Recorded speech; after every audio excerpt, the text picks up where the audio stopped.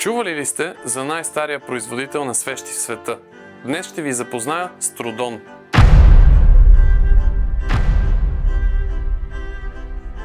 Връщаме се много назад, към 1643 година, когато започва историята на Трудон.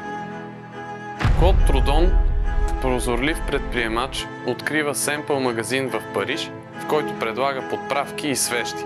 Бизнесът се развива и наследниците на Трудон продължават дейността, основавайки фабрика за избелване на восъци и изработване на свещи. През 1719 година френския бранд получава престижна титла кралско производство, като става единственият производител на свещи, удостоен с тази чест.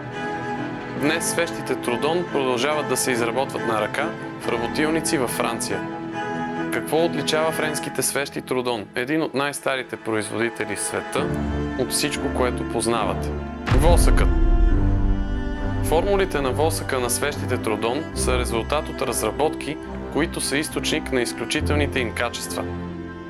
Стъклото. Стъклото на всяка свещ е уникално и ръчно изработено в Тоскана. Формата им е вдъхновена от кофите за шампанско. Ароматите. Всички аромати на Трудон, създадени в партньорство с известни парфюмеристи, са разработени с най-голямо внимание и търпение. Емблемата.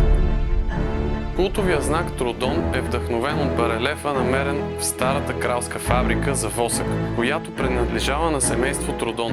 Девизът, инкрустиран в емблемата, гласи: „Пчелите работят за Бога и краля“. Осъзнавайки богатството на своята история, Трудон се свързва с Националния съвет на музеите във Франция.